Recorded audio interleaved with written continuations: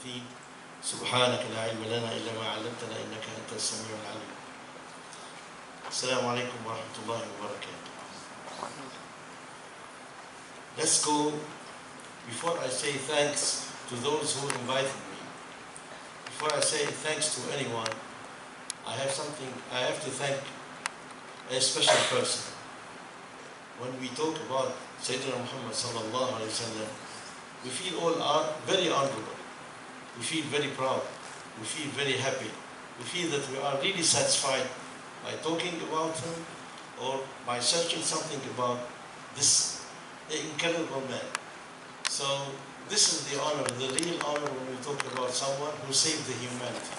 Sallallahu alayhi wa sallam. And this is our main subject today.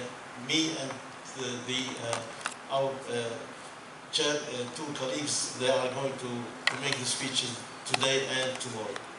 Gentlemen, let's go with it.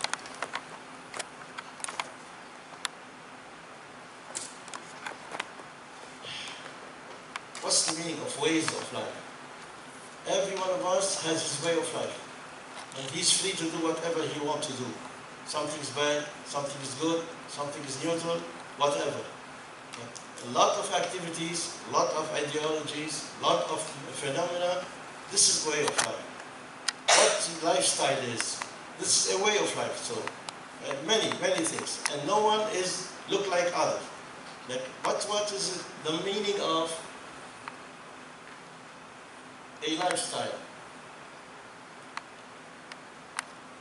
It takes time.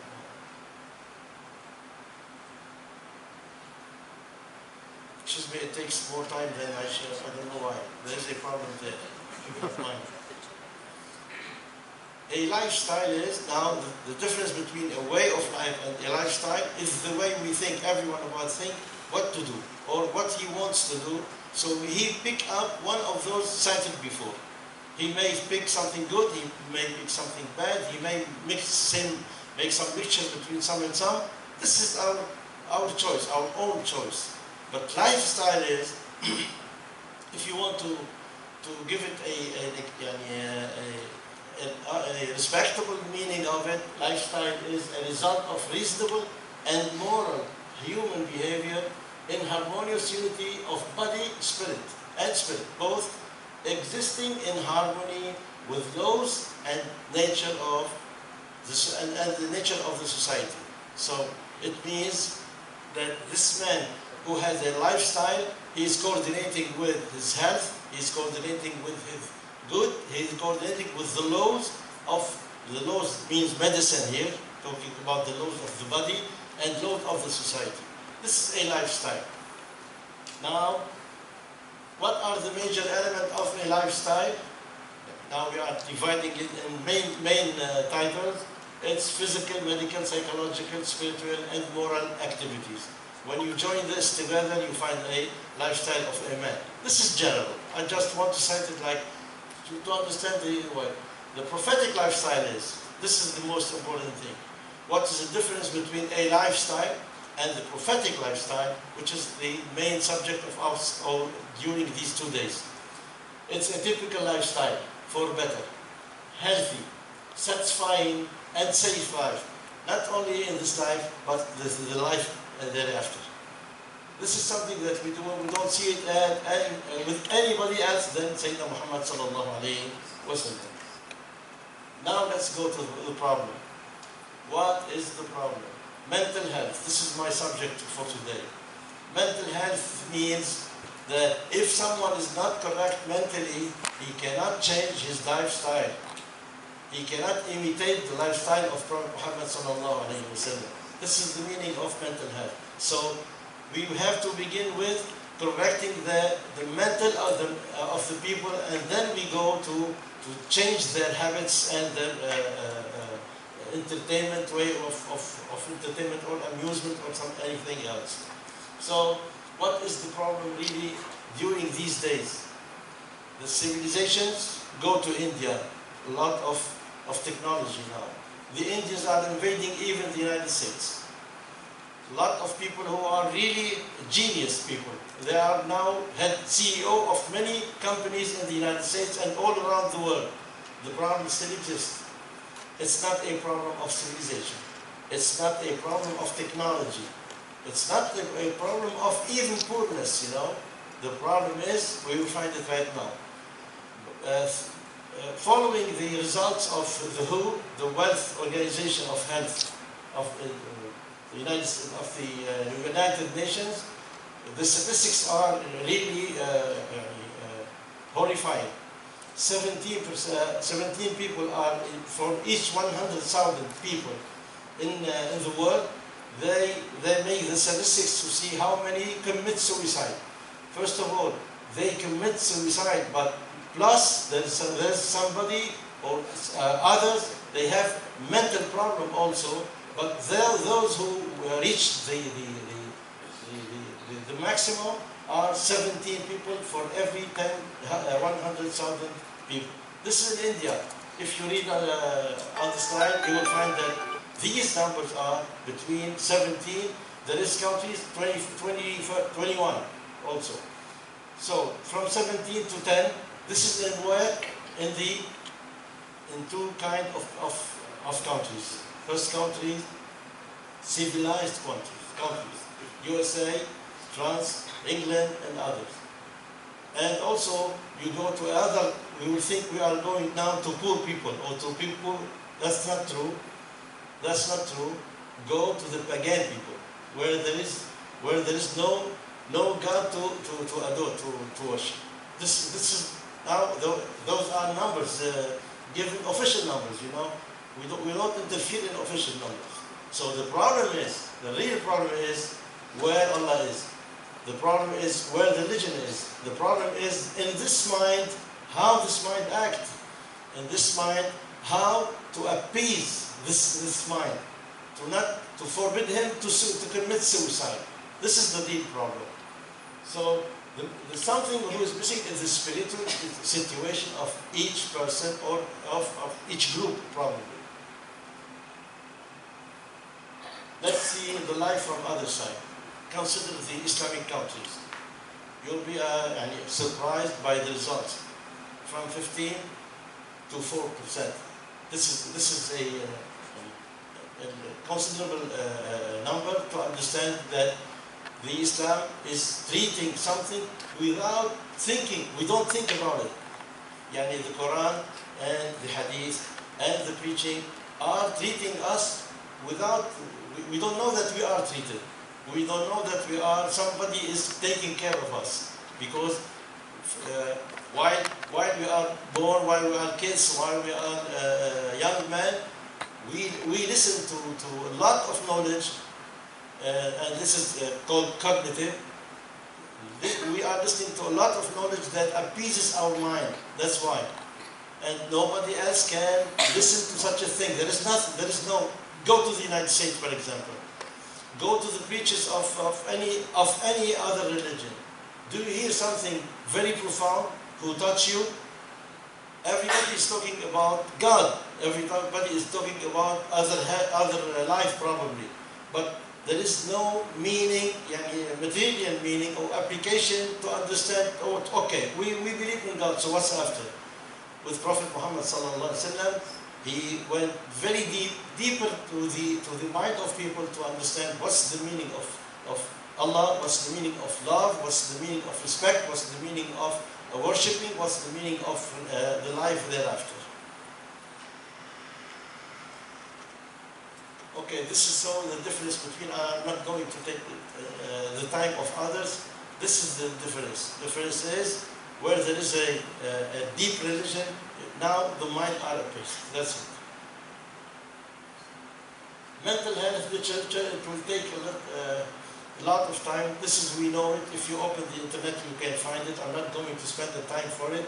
And mental health means that there is a balance between your body, your mind, and your acts, and even your CBT, even your cognitive, your knowledge, and something like this. So no need to go to have.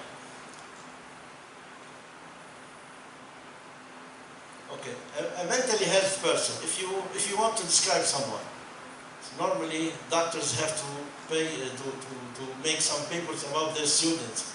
and they have to describe the mental health of someone or the mental situation of a student. Go to the last line, 3 lines.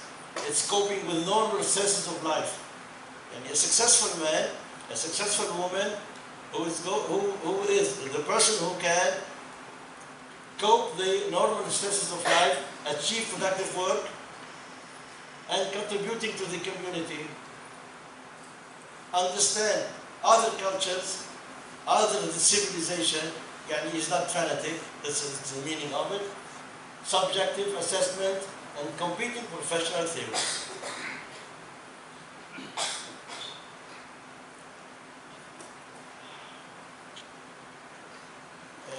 Let's go very fast now. Those are the interests of mental health. How this man can affect this society, affect his family, affect his work, affect his company, his colleagues. That's the importance of mental health. The biggest problem is when you have somebody who has some illness in his mental health. When he has some illness, you cannot predict what his reaction is going to be. But when you have a reasonable man, you will understand that even he is under some pressure, he's not going to commit some ridiculous acts or something like this. Mental health illness, those are symptoms that you can find everywhere. Shouting, not controlling himself, lack of sleep, probably lack of food, or the contrary, eating so much. He's treating himself by eating so much, and it's the same problem. Smoking, drinking, drugging, and something like this. Early warning also, yelling or fighting. A lot of people have their adolescent kids at home, adolescent child at home, yelling and shouting, and they don't understand what's the meaning of it. This is a very critical time, a very critical age. They cannot, I will give something that's not written here. When there is an illness and a mental illness in someone, he cannot go out of it. This is the problem. He cannot go out of it. He cannot forget. He cannot pass and continue his life. It's like if there is a hole in the street and the car is still in the hole, cannot pass it. You know. We didn't reach yet to the main problem. I want you to don't lose your attention. We talk about balance between physical, mental, and ideological and social activities of a very wealthy mental health man. Mankind is weak. When you say this to some people, they say, oh, why you are saying like this? Allah subhanahu wa ta'ala said this. وَخُلِقَ الْإِنسَانُ ضَعِيفًا. Okay? A lot of, once I regrew what Allah subhanahu wa ta'ala said about mankind. I've been really surprised, gentlemen, ladies and gentlemen. Lot of sentences about it. I'll say it in Arabic and I'll say it to translate it. وَخُلِقَ الْإِنسَانُ ضَعِيفًا. Man is weak. Second, وَعَهِدْنَا إِلَىٰ آدَمَ فَلَمْ نَجِدْ لَهُ عَزْمًا. We count on Adam, but we found that Adam didn't resist. إِنَّ الْإِنسَانَ خُلِقَ هَلُوعًا. Mankind is frustrated. So if you join this, you'll see, alhamdulillah, that Rabbana subhanahu wa ta'ala distribute these qualifications all around the Quran, not in one verse, you know, because it's very dispiriting verse if you read it all in the same place. So it means that people, I asked my Shaykh why the mankind is weak. He said, if he is not weak, I'm not sure if you heard this for the first time. He said, if he is not weak, he will compete Allah. Because he had a lot, Rabbuna subhanahu wa ta'ala gave him a lot of possibilities. So he must be in somewhere have an inconvenient to reach to Allah, to count on Allah and not to be dependable or adversary. That's why. Excuse my expressions, it's a little bit crucial, but I had to say it. So those are the verses, some verses talking about the weakness of people, the weakness of mankind. Prophetic mental health. First of all, we are ordered to follow Sayyidina Muhammad sallallahu alaihi wasallam. It's not a choice. If you need to survive, if you want to survive, if you want to pass your problems, you have to لَقَدْ كَانَ لَكُمْ فِي رَسُولِ اللَّهِ أُسْوَةٌ حَسَنَةٌ. And this is the order. So it's recommended from Allah subhanahu wa ta'ala to follow Sayyidina Muhammad, to imitate Sayyidina Muhammad sallallahu alayhi wa sallam.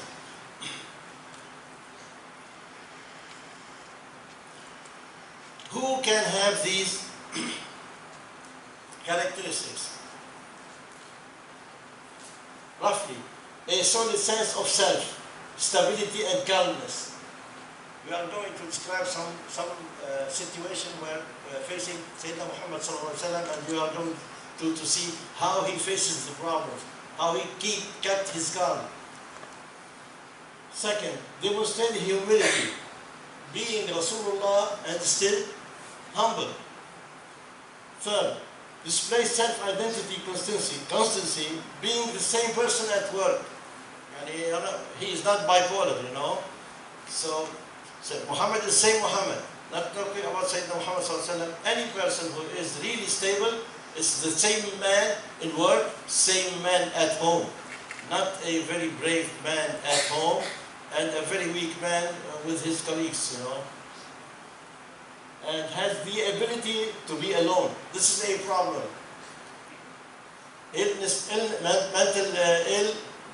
Mental illness means that man cannot afford himself by himself. No self-confidence. So he has to do something. He has to go with somebody else. He has to smuggle. He has to do bad things. He has to smoke. He has to take drugs. Anything. And has the able to accept criticism, evaluate, and process it appropriately.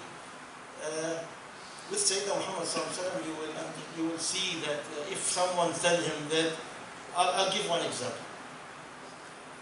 A man came to the mosque and asked, "Who's Muhammad?" They said, "This is Muhammad sallallahu alaihi wasallam."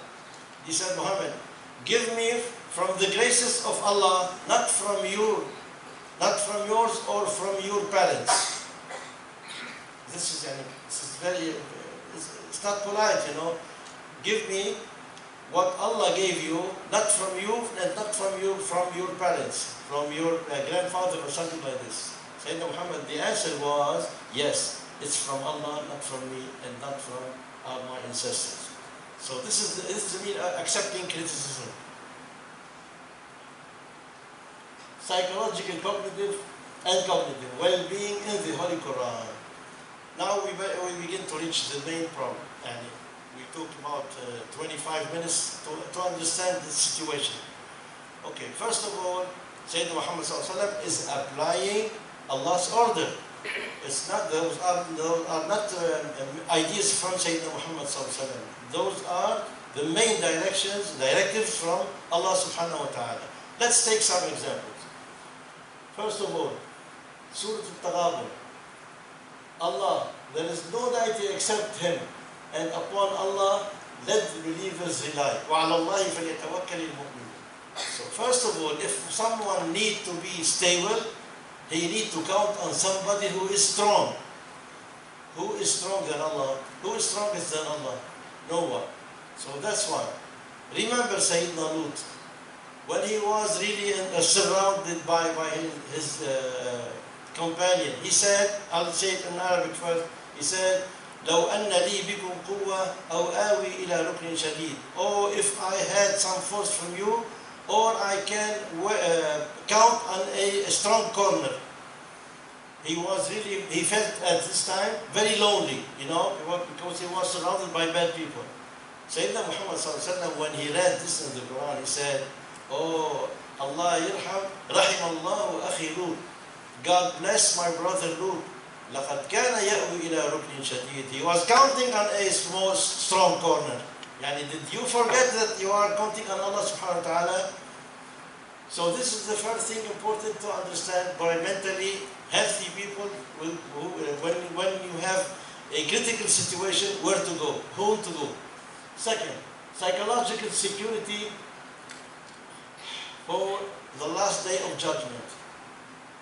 Take the example of anyone who is not Muslim. He is considering that the whole life is this life. So we don't think at all about what to do to gain the afterlife. In Islam, we are working here, but always we put the next goal between our eyes. That's important. This is one of the main issue to keep us in calm and to keep us knowing that there is a day we will get our justice. Third one, psychological calm. The zikr now, other than Muslims, they don't know what's the meaning of zikr at all. There is a lot of Muslims who don't know even the kinds of zikr. This is also another problem. It needs a session alone, an independent session. A lot of dhikr, a lot of kind. There is a repetition dhikr, and there is also a hidden dhikr between you and Allah subhanahu wa ta'ala, and even the angels will not listen to it or understand it or hear it. So that's why وَاذْكُرْ رَبَّكَ فِي نَفْسِكَ Surah Al-A'raf وَاذْكُرْ رَبَّكَ فِي نَفْسِكَ تَضَرُّعًا وَخِيفًا وَدُونَ الْجَهْرِ مِنَ الْقَوْلِ. Yani without saying any word. How can you make dhikr without saying any word? So this is something that we have to teach it, especially to those who have mental illness. How about safe people? How about good people like us? Okay. In the Quran, there is clear directives. Here, I had to stop a little bit. First of all, when we have kids, when we have the kids, what do we teach the kids? From where? We take it from Western education. They are confessing that they lost their last 40 years. Now, they said we have been raised our kids very badly, and we need to revise all our system of education. Let's go where Allah subhanahu wa ta'ala ordered us to go. Go to Surah Luqman. وَإِذْ قَالَ لُقْمَانُ لِابْنِهِ وَهُوَ يَعِظُهُ. If you take it, it's divided into phases. It's not, the words of Allah are not like this. It's not a chaos. They are progressive. First of all, Luqman said to his son, first of all, يَا بُنَيَّ لَا تُشْرِكْ بِاللَّهِ. Don't put anyone else than Allah in your mind. This is Tawheed, monotheism. This is the first one. Second, right after it, يَا بُنَيَّ, after it, مُبَاشَرَةً, directly, talk about his parents, his mother and father. وَوَصَّيْنَا الْإِنسَانَ بِوَالِدَيْهِ. We recommended the human being to take care about his parents. Third one by one, you see. So this is how to raise kids. This is how to raise people. If not, we are not following the book. This is by the book. When you say by the book, this is the book. Second thing, if we have someone who is a little bit older than, go to Surah Al-Ma'arij. Go to Surah Al-Ma'arij. Also, it's written how to treat people. Not to treat it, I mean, how to raise people, or to correct people. Bismillah ar-Rahman ar-Rahim. Inna al-insana khuliqa, I hope I see it here. Inna al-insana khuliqa, yeah, this is it. Halu'a. Let's see it in English. Let's say it in English. It's faster. Indeed, the human was created grudging and impatient. Okay, this translation is not accurate. Halu'a, frustrated. Okay, whenever there is a small problem, you see the man or the woman crying, shouting. This is halu'a. Okay. When evil comes upon him, he is impatient. But when good comes upon him, he is grudging. Except who? This is how to raise people. Prayers, And prayer here is twice mentioned, in the beginning and in the end. There is a difference between this prayer and this prayer. Salat, okay, but there is a difference between this one and this one. I wish I can have more time to explain, but I'm looking to the watch right now. Okay,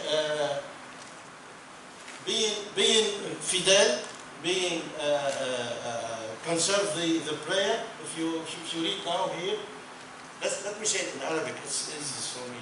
إن الإنسان خلق هلوعا إذا مسه الشر جزوعا وإذا مسه الخير منوعا. مسه الخير, and if he got money or something, he take it for his own. وإذا مسه الخير منوعا إلا المصلين الذين هم على صلاتهم دائمون, keeping praying. والذين في أموالهم, about the zakat, حق معلوم للسائل والمحروم.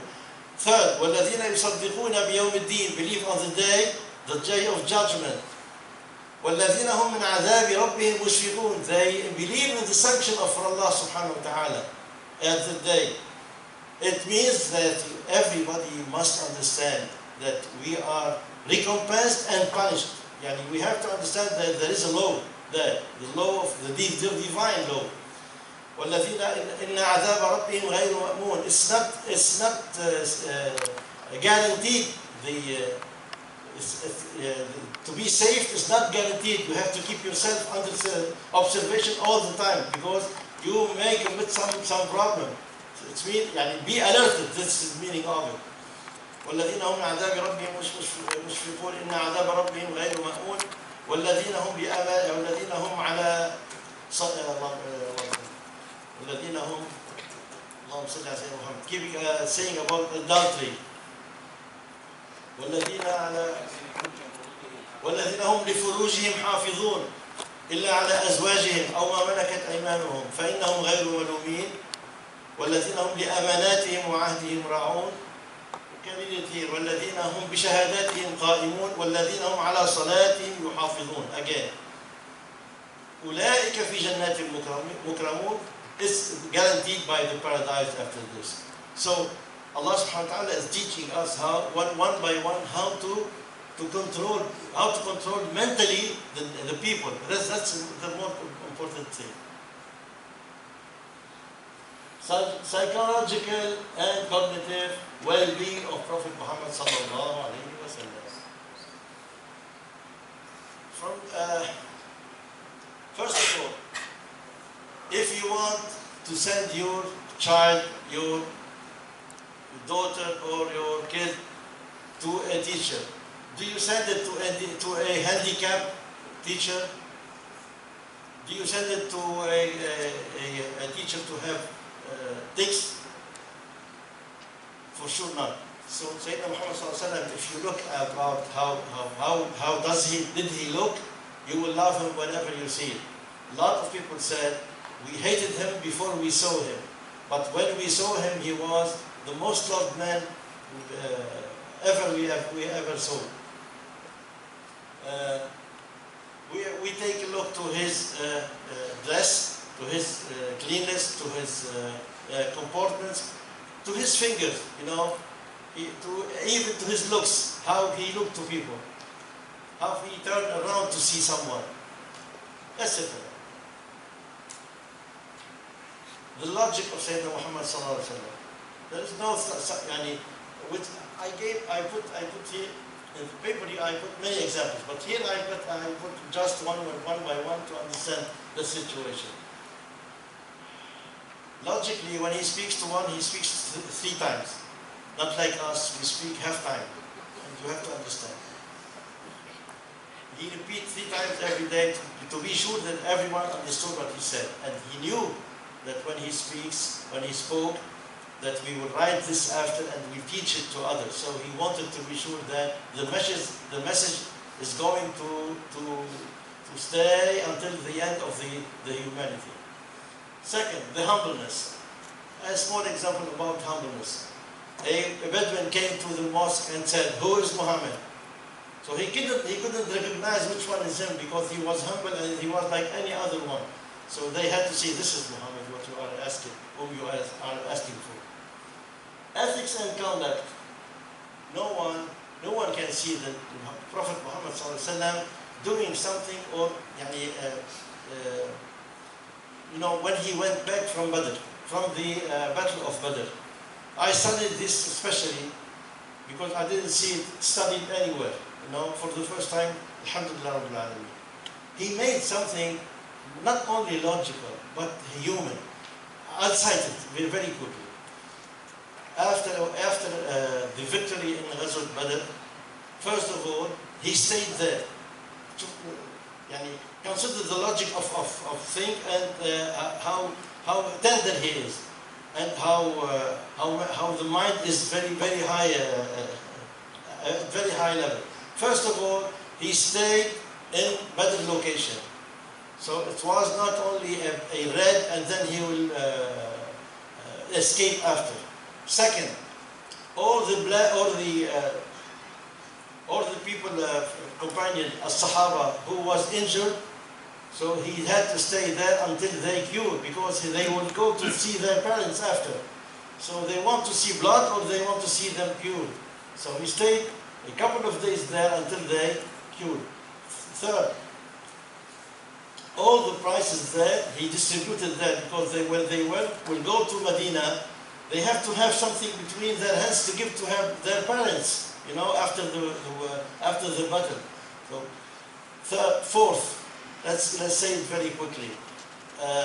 He announced the victory. He sent someone to the Medina to announce the victory. The victory first, and then he announced the name of Shuhada, of the martyrs. 5 or 6.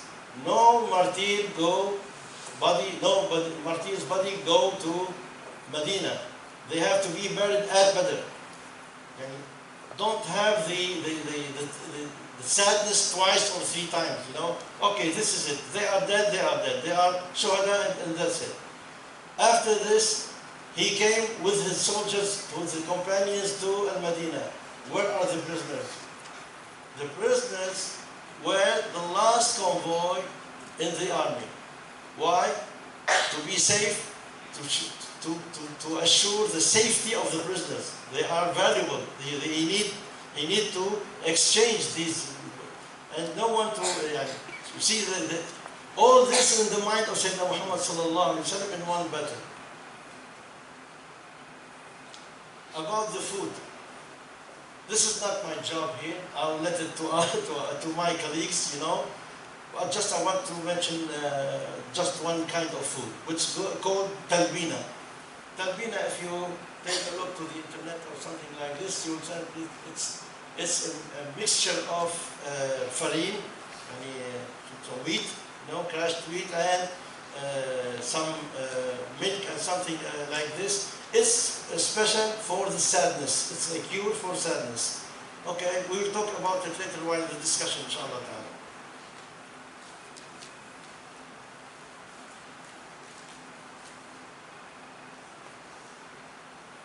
Finished? Okay. Compassion, fairness, religious rituals, attitude and conduct. Let's stop here for a little bit. What's the meaning of attitude and conduct? First of all, he controlled his tongue. I confess, I cannot control it. Sallallahu Alaihi Wasallam. He spoke only the necessary. No wasted time. Welcomed and eased his visitors. Respected and honored all other nations. Choose a leader right after any visit. Choose a leader for the other nations. Positivity. A lot of people here now, they talk about positivity. Every psychologist say positivity. Okay, what kind of positivity is it? Positivity means that this man is calm, first of all, controlling his nerves, first of all, and then acting to each event there is a special act. This is something very important. This is how we see people do. Let's give an example of negativity. When I came to my home and I found that my wife didn't cook enough food, what do I do? What do I do? Normally, what do they do, Professor Marita? Okay, Sayyidina Muhammad sallallahu alaihi wasallam, when he came and he said asked Sayyidina Aisha, he said, Aisha, do you have food? If she said no, he said, okay, I'm fasting. And he go back to the mosque. That's it. No shouting, no critics, nothing at all. This is positivity. This is a kind of positivity. Okay, take the example of when he reached Medina for the first time. What did he do? 6 or 7 main tasks at the same time. This is positivity.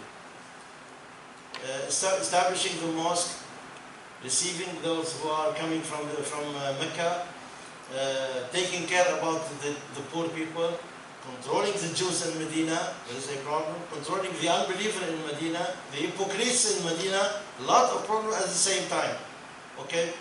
Making a new market, especially for Muslims in the Medina, to stop the interest and the riba. And the most important thing is making a constitution of Medina at the same time. Another example, during the battle of Al-Khandaq, the Bani Qurayza, what do you call it? The battle of Al-Khandaq, you know, called another name, the battle of Bani Qurayza, the Jews of Bani Qurayza. The Muslim at Medina was surrounded, and they were really in a great danger, and they couldn't go even to the toilet if not accompanied one by one. That's true. Meanwhile, Sayyidina Muhammad ﷺ was preparing letters to kings of the world. Do it. How do it? How can we be in such a situation, and how can Sayyidina Muhammad ﷺ is writing letters to the kings of the world? Aslan Taslan. This is an incomprehensible situation.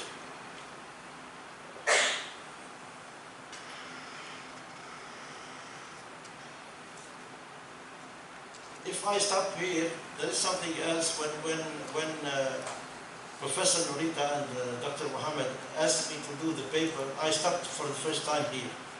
When I sent the letter for the first time in Arabic, I saw that I'm committing a very big mistake. We are talking about Sayyidina Muhammad as a person only. How about Sayyidina Muhammad as a healer of those who mentally have problems? This is the most important thing. He is not sent by Allah just to be a model.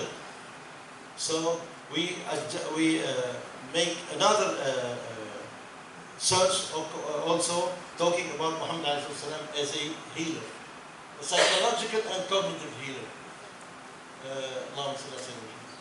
Why Rabbuna subhanahu wa ta'ala sent Sayyidina Muhammad alayhi salatu wasalam? Why he didn't put the Quran in the Kaaba and that's it? Go Muslims, read the Quran and apply it. Why sending a man, a human being? And even if he sent an angel, the angel must be in the shape of a mankind, like Rabbuna subhanahu wa ta'ala said in the Quran. If even he is an angel, if you want me to send you an angel, I'll make him look like a mankind, like a human being. Why? Because normally, the religion when it came to us, we will say, okay, this is what Allah said, but Allah is great, and He wants what we want. But we are poor people, how can we do it? So, Sayyidina Muhammad ﷺ was the example that if Sayyidina Muhammad can do it, you, mankind, you can do it. That's why. So, Muhammad ﷺ is now the example that we are going to imitate. Also to obey, and then to imitate. To love, first of all. So, what Sayyidina Muhammad ﷺ did to the people, this is something we need to do it, all of us, to our kids, to our students, even those who are working on psychological matters must think about it. We cannot treat anyone unless we begin by something very important. Explain to anyone whatever how old he is. Just why Allah subhanahu wa ta'ala created you. Everybody will say, You would say the verses. وَمَا خَلَقْتُ الْجِنَّ وَالْإِنسِ إِلَّا لِيَعْبُدُونَ. I created them to worship me. This is only a title. It needs to be explained. It's not true if you say to your kids or to your student, Allah created us to worship Him, and you stop. It needs explanation. What is the explanation is? We have to explain it by the Quran itself. Bismillah ar-Rahman ar-Rahim. وَإِذْ قَالَ رَبُّكَ لِلْمَلَائِكَةِ إِنِّي جَاعِلٌ فِي الْأَرْضِ خَلِيفَةً.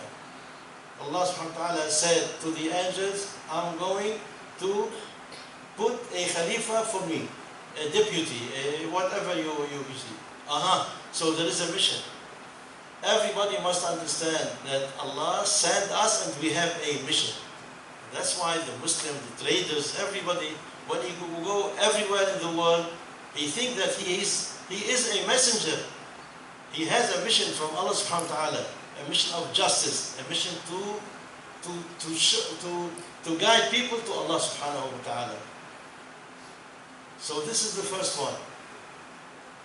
Second, Allah subhanahu wa ta'ala, when He created us, He wants us to be His Khalifa, okay? Fahmna? Okay, understood. The next time, what to do after? He wants you to show people who Allah is.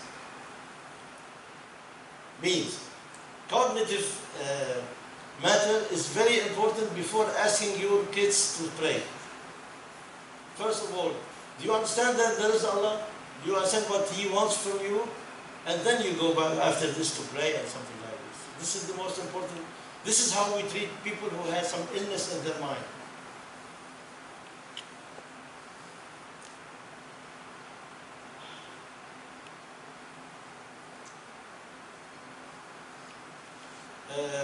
I'm not going to repeat about the zikr once again because it needs more time. But Sayyidina Muhammad passed the whole time when he has nothing to do with his companion, with Sahaba. The other time was what? He was spending his time in dhikr. That's the meaning of it. And if someone accompanied Sayyidina Muhammad during the nights, he will see this. He was praying and then he would stand, close his eyes and go to dhikr, ask Allah subhanahu wa ta'ala. When we say mention Allah, it doesn't mean anything in English. Mention Allah. Dhikr is dhikr. So the first thing is associated man with his creator. There is a special relationship between every one of us and Allah subhanahu wa ta'ala. This is how you evaluate yourself. This is how we evaluate ourselves. Am I recognized by Allah? Do Allah know me? Does Allah know me? Talking now about every individual. Every individual. Second, reinforce my relation with him, with Sayyidina Muhammad sallallahu alaihi wasallam. If you don't like someone, you will not hear him. You will not obey him. But if you love him, you will do whatever you do. Ask yourself, when you fall in love, what do you do with the other one? Whatever they ask you to do, you will do it because you are in love. How about Sayyidina Muhammad sallallahu alaihi wasallam? So if you want to make changes in the human being, think about loving Muhammad sallallahu alaihi wasallam first, and then you will imitate him, and then you will obey him. 3, address man's consciousness. This is what I explained before.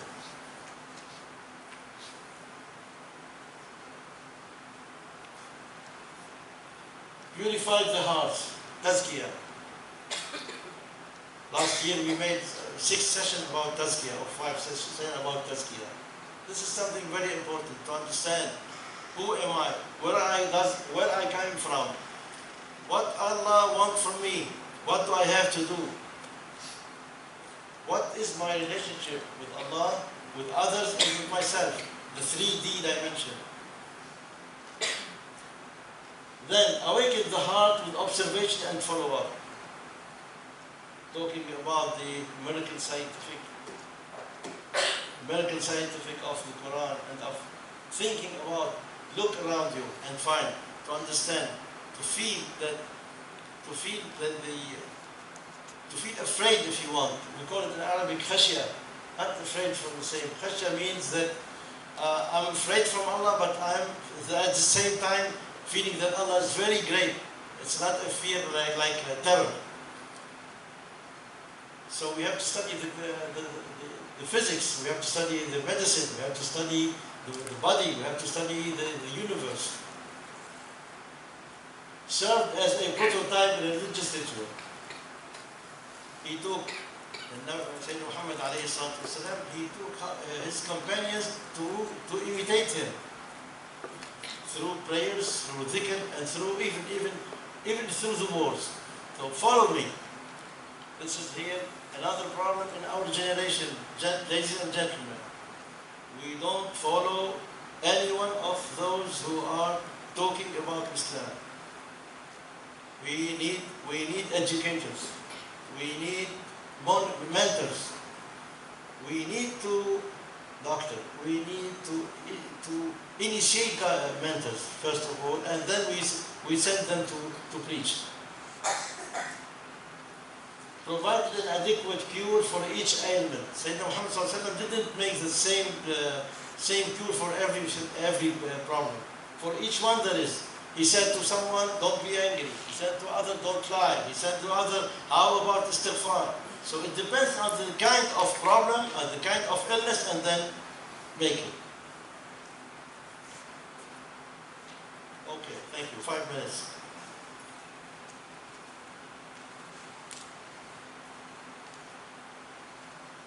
Encourage productivity. But we get back to positivity. He encouraged everyone who can do something good. Those who are competent, he pushed them forward. Normally, when we find someone who is good, we crushed him, no? Treated social anxiety and vanity. You know, this is a lot of hadith about this. Taught consent also.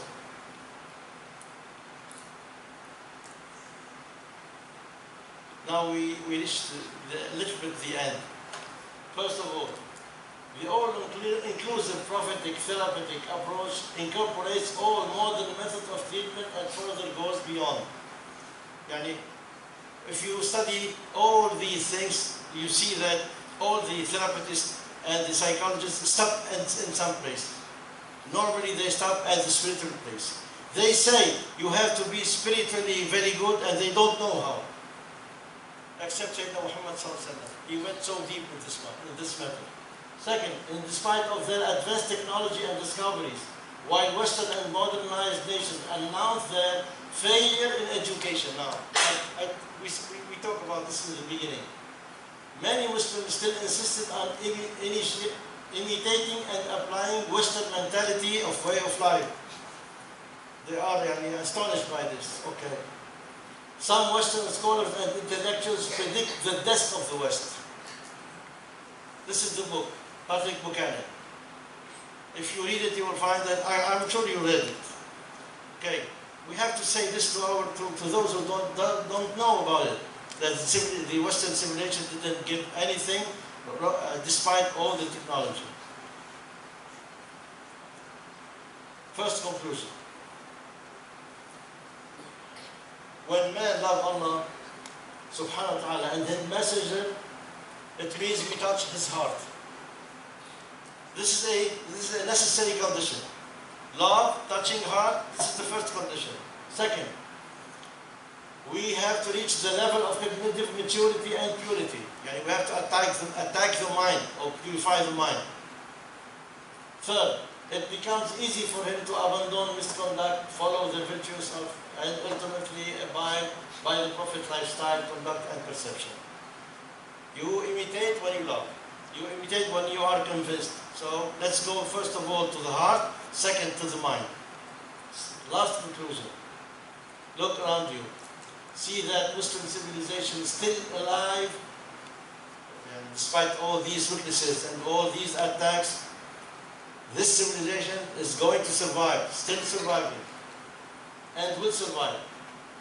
Not because we are so strong, but because we are following the directives of Allah subhanahu wa ta'ala and Rasulullah sallallahu alaihi wasallam, who said, "Kuntum khayra ummatin ukhrijat lin-nas," you are the best. If you believe it or not, Allah said you are the best. I hope so. We will still do the best, and all I can say now, thanks to those who invited me, thanks to you, because you fought some mistakes in English while saying this, and thanks to my next colleagues who are going to continue on the same way for the lifestyle of the Prophet Muhammad sallallahu alayhi wa sallam. Sallallahu alayhi wa sallam Muhammad walhamdulillahi rabbil alameen. Al-Fatiha.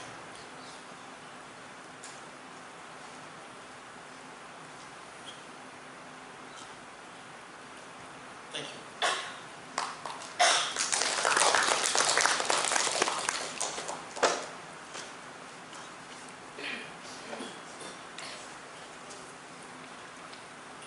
Thank you to Dr. Mohamed Hafeez Farshukh for the keynote speech. Ladies and gentlemen, we will now hear a simple promotion speech from the representative of Al-Ard. Hence, I invite Mr. Iskandar Zulkarnain to the stage.